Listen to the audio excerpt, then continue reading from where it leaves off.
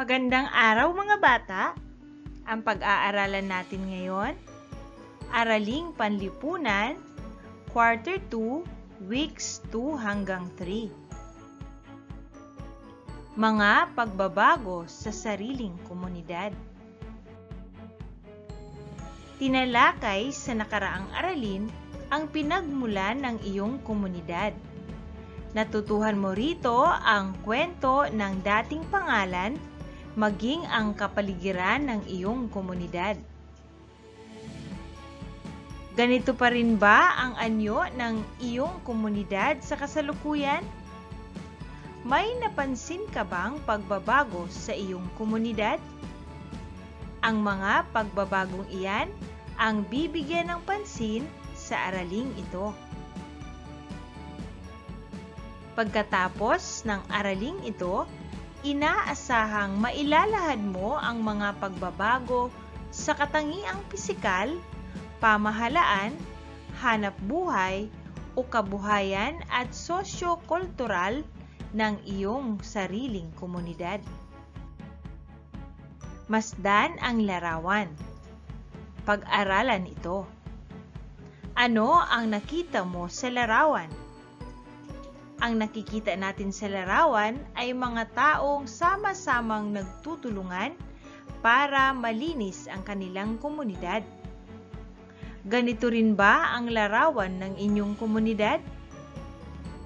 Ngayon naman ay basahin natin ang aking komunidad noon at ngayon.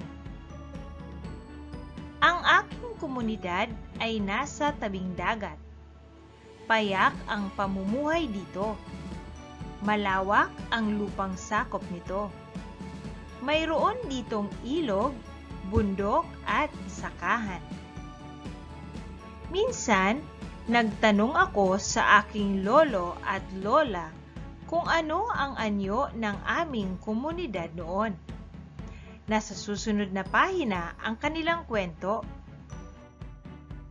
Noong taong 1955 hanggang 1970, ang mga pamilya ay nakatira sa kubo.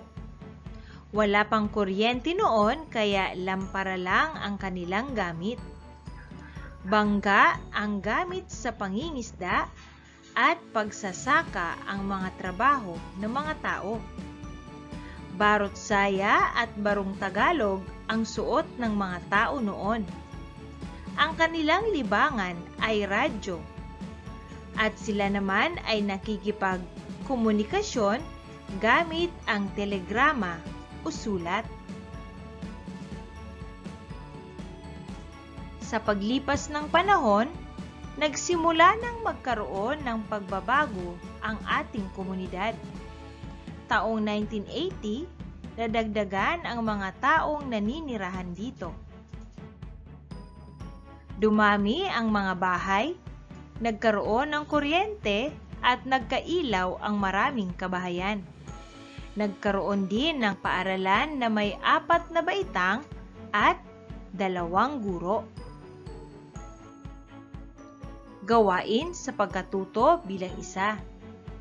Sagutin ang mga tanong sa ibaba batay sa binasang sipi ng kwento tungkol sa pagbabago ng komunidad.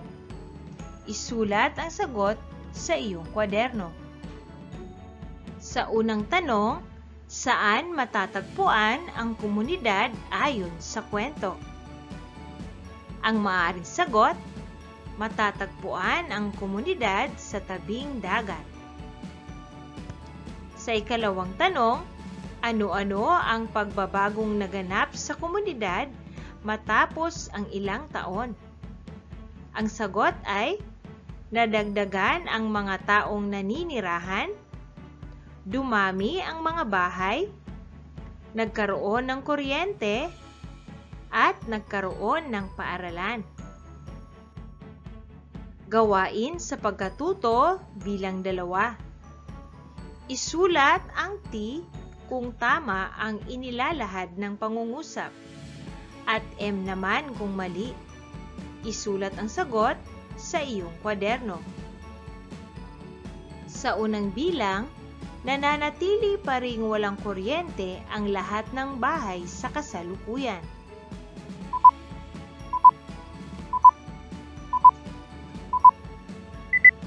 Ang tamang sagot ay letter M, ito ay mali.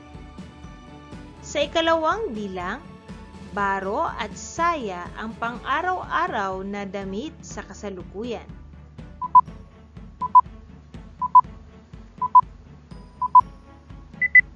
Ang tamang sagot ay letter M, mali. Sa ikatlong bilang, marami ng lansangan sa kasalukuyan ang sementado.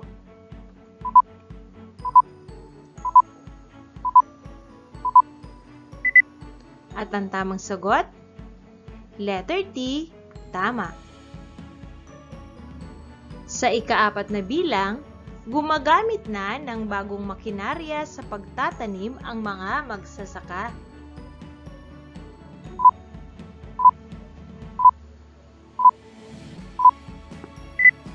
Ang tamang sagot ay letter T, tama. Sa ikalimang bilang, ibinoboto na ngayon ng mga tao ang kanilang nais na pinuno.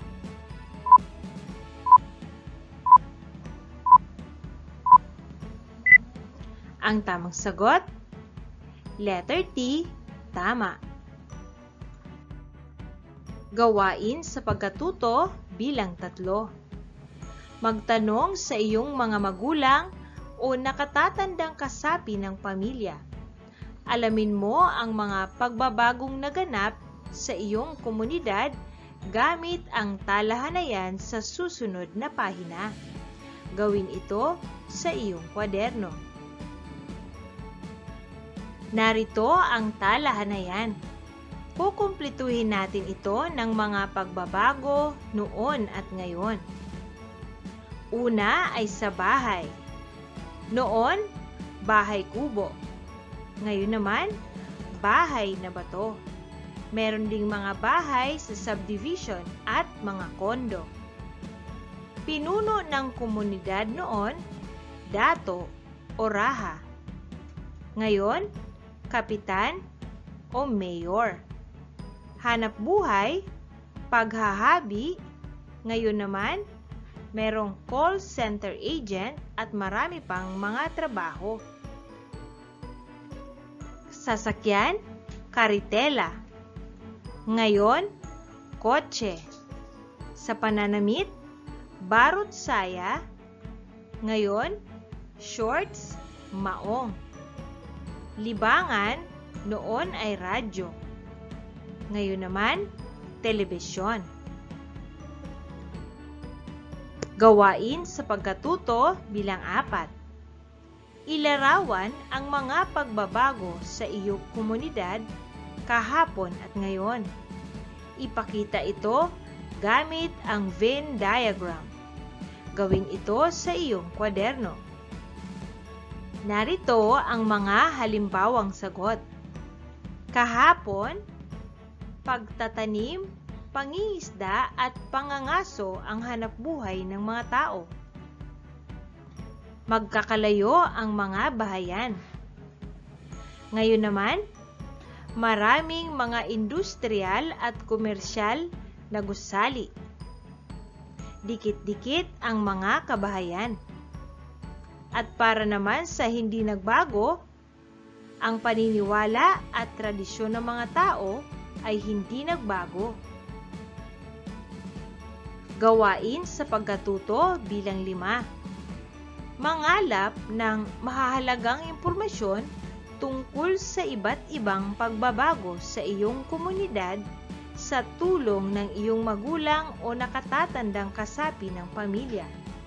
Bumuo ng timeline ng pagbabago sa tulong ng mga impormasyong iyong nakalap. Gawin ito sa iyong kwaderno. Narito ang timeline. Isusulat nyo dito ang mga pagbabagong naganap sa inyong komunidad noong taong 2005, 2010, 2015 at sa kasalukuyan. Gawain sa pagkatuto bilang 6. Mula sa naisulat sa nakaraang gawain, iguhit sa iyong kwaderno ang nakita mong pagbabago sa iyong komunidad. Para sa gawaing ito, iguguhit mo ang mga pagbabagong ito sa iyong kwaderno. Ang pagbabasihan mo ay ang iyong timeline na ginawa sa gawain 5. Gawain sa pagkatuto bilang 7.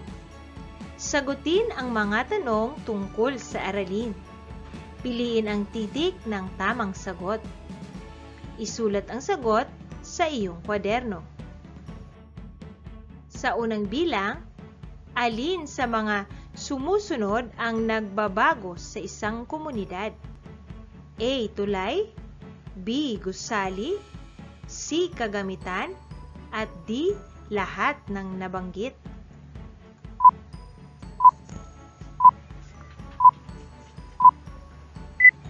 Ang tamang sagot, lahat ng nabanggit. Sa ikalawang bilang, alin sa mga sumusunod ang maaaring gawin sa isang gusali tulad ng aklatan na nananatili pa rin sa komunidad hanggang sa kasalukuyan? A. Ingatan ang mga kagamitan. B. Gamitin ng maayos. C. Panatilihin ang kalinisan nito. At D. Lahat ay tama.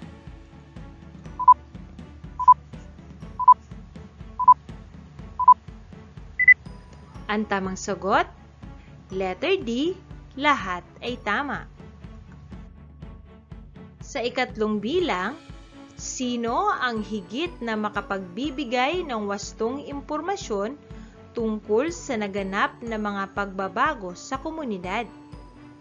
A. Nakababatang kapatid, B. Kamag-aral, C. Dayo, at D. Nakatatanda.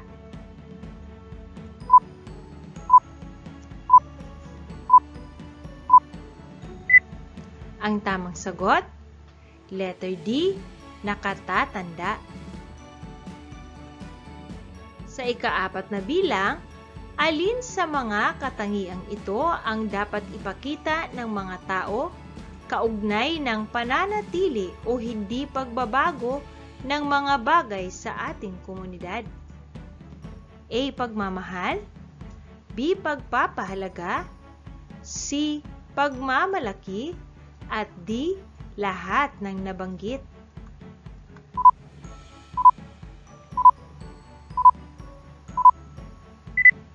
Ang tamang sagot ay letter D. Lahat ng nabanggit. Sa panghuling bilang, ano ang dapat gawin sa mga bagay na nananatili sa ating komunidad? A. Palitan ng mas maganda, B. Ingatan, alagaan at ipagmalaki, C.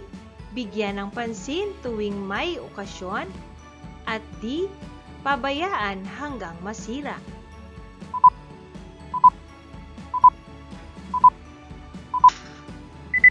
Ang tamang sagot, letter B. Ingatan, alagaan at ipagmalaki. Para sa ating paglalapat, punan ang mga patlang ng mga angkop na salita upang makabuo ng mga makabuluhang talata.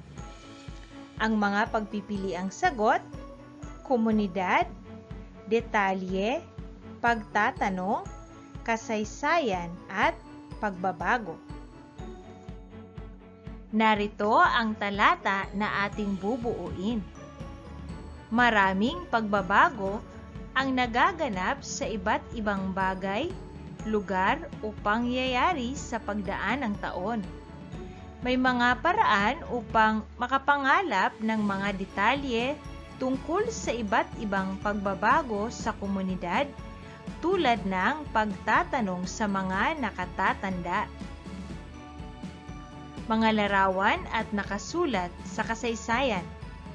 Kailangang mahalin, pahalagahan, at ipagmalaki mo ang magagandang kasaysayan ng iyong komunidad. Huwag hayaang masira, kalimutan o baliwalain ang mga ito. Hanggang sa muli mga bata!